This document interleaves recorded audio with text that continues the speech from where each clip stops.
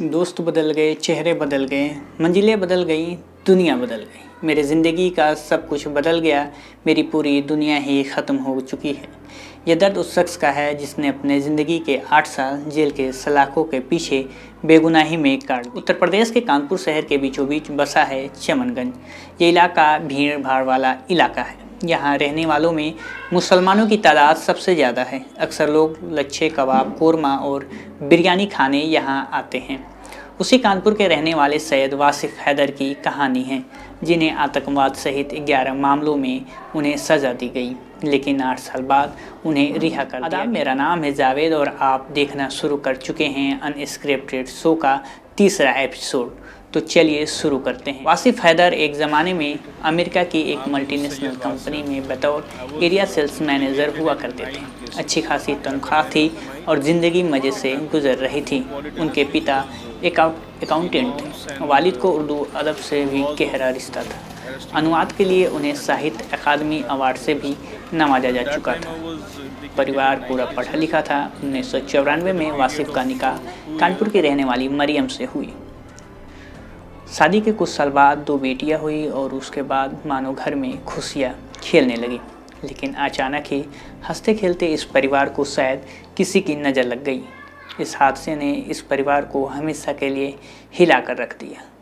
उस घटना का असर इतना हुआ था कि आज तक यह लोग अपने पैरों पर खड़े नहीं हो पाए। बात 31 जुलाई 2001 की है। उमस वाली गर्मी थी। एसी लगने की वजह से घर में कुछ राहत थी। तभी उसी रात पुलिस आई और वासिफ को घर से उठा ले गई। उठाने के बाद पुलिस वालों ने वासिफ को कानपुर कैंट थाने ले गए। उसके बाद उन्हें बाबूपुरवा थाने ले जाया गया। एक बार फिर से उन्हें कानपुर थाना कैंट लाया गया। पूरी रात वासिफ को लेकर पुलिस वाले अलग अलग थानों में चक्कर लगाते रहे। इसके बाद उनके तमाम जगहों पर रखा गया, कभी गेस्ट हाउस तो कभी किराए के मकानों में। कई दिन तक उन्हें हिरासत में रखकर पूछताछ हुई। पुलिस उनके ठिकाने बार बार बदलती रही ताकि परिवार वालों को किसी भी सूरत में वासिफ की सही लोकेशन ना पता लग पाए। वासिफ को अलग अलग थानों में 3 दिन और 3 रात गैर कानूनी तरीके से रखा गया। उनकी गिरफ्तारी भी नहीं दिखाई गई। खैर, 3 अगस्त 2001 को शाम 4 बजे उनकी गिरफ्तारी दिखाई गई और 4 अगस्त को उन्हें अदालत में पेश किया गया। उसी शाम को उन्हें कानपुर जिला जेल भेज दिया गया। पुलिस का आरोप था कि वासिफ ने पाकिस्तान जाकर आतंकवाद की ट्रेनिंग ली। उनका संबंध हिजबुल मुजाहिदीन से है। भारत में हिजबुल मुजाहिदीन के लिए काम करता है। पाकिस्तान में उनका ब्रेनवाश किया गया है ताकि बम धमाके करे और देश को नुकसान पहुंचाए। पुलिस का यह भी आरोप है कि कश्मीर में होने वाली पुलिस और सेना की कार्रवाई का बदला लेने के लिए पाकिस्तान भारत भर में नौजवानों को बरगलाता है और उनकी ट्रेनिंग देकर भेजता है ताकि भारत में दूसरी जगहों पर धमाके करके कश्मीर का बदला ले सके। 4 अगस्त को स्पेशल मजिस्ट्रेट के सामने पेश किया गया। मजिस्ट्रेट अमरपाल सिंह के सामने उनकी पेशी हुई। पेशी होते ही वासिफ को जो रटाया गया था, उन्होंने उसे तोते की तरह बोलना शुरू कर दिया। जज ने उनसे पूछा कि तुम्हें क्या किया है? तो वासिफ ने बोला, मैं पाकिस्तान गया, वहां जाकर बम बनाने की ट्रेनिंग ली और फिर वापस बाहर भारत आया, यहाँ धमाके किए। जज पुलिस की रवैये से अच्छी तरह वाकिफ थे, इसलिए उन्होंने 3 दिन के बाद ही तारीख लगा दी थी। लेकिन तभी से शुरू हुआ तारीखों का सिलसिला। इस दौरान वासिफ को लगने लगा था कि अब ज़िंदगी जेल में ही ख़त्म होगी। वह मान रहे थे कि उन्हें फांसी हो ही जाए। दोस्त भी पास आने और वासिफ के परिवार की मदद करने से कतराते थे और रिश्तेदारों ने तो किनारा कर लिया था। अदालत से पहले ही मीडिया का ट्रायल शुरू हो चुका था। फांसी की सज़ा पाने से पहले ही आतंकी करार कर दिए गए थे। 2004 में कानपुर के एसडीएम रहे चंद्र प्रकाश पांडे की हत्या के मामले में उन्हें उम्र कैद की सज़ा सुनाई गई। उसके बाद तो रिहा होने की उम्मीद भी टूट चली। तमाम कोशिशों के बावजूद जमानत नहीं मिली। गिरफ्तारी के बाद वासिफ हैदर को सबसे पहले कानपुर जेल भेजा गया। जेल में उनका पहला अनुभव था। उसके बाद प्रशासनिक आधार पर जनवरी 2002 में उन्हें इलाहाबाद की नैनी जेल भेज दिया गया, जहां 13 महीने तक रहे। उसके बाद ट्रायल कोर्ट ने फिर वासिफ हैदर को कानपुर जेल भेज दिया। कानपुर जेल में 9 जुलाई 2005 तक रहे। कानपुर जेल में अच्छा खाना न मिलने की वजह से वासिफ का जेलर से झगड़ा हो गया।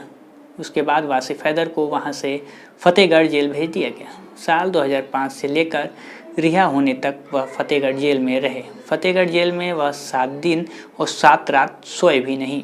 29 मई 2009 को अदालत ने वासिफ हैदर को केस से बाइज्जत बरी कर दिया। वासिफ जेल से बाहर आ गए, लेकिन इस दौरान दुनिया बदल चुकी थी। वासिफ के पास ना तो नौकरी थी, ना दोस्त और ना रिश्तेदार। बाइज्जत बरी होने के बावजूद वासिफ हैदर का मीडिया ट्रायल चलता रहा। उनकी रिहाई के बाद भी अगर कहीं धमाका हो जाता तो एक हिंदी अखबार उसके तार वासिफ हैदर से जोड़। वासिफ के मुताबिक शायद मीडिया की योजना थी कि उन्हें किसी एकांत टापू पर छोड़ दिया जाए।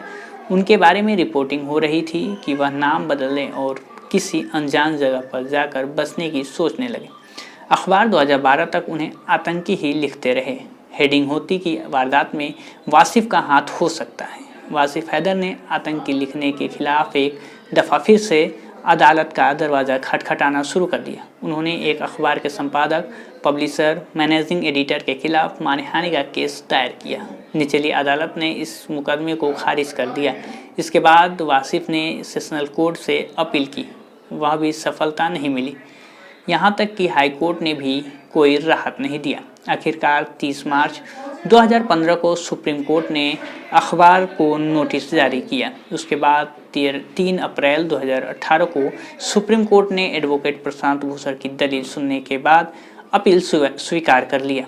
सुप्रीम कोर्ट ने कहा कि एक व्यक्ति का मामला नहीं है, बल्कि इसे बड़े पैमाने पर देखा जा रहा है।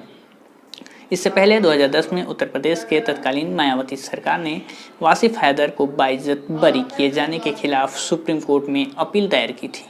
सुप्रीम कोर्ट ने उच्च न्यायालय के आदेश को बरकरार रखते हुए सरकार की अपील को खारिज कर दिया। वासिफ बताते हैं कि अब वह जेल से रिहा हो चुके हैं, उनके खिलाफ कोई केस नहीं है, लेकिन कोई कंपनी इस दलील को मानने के लिए तैयार नहीं है।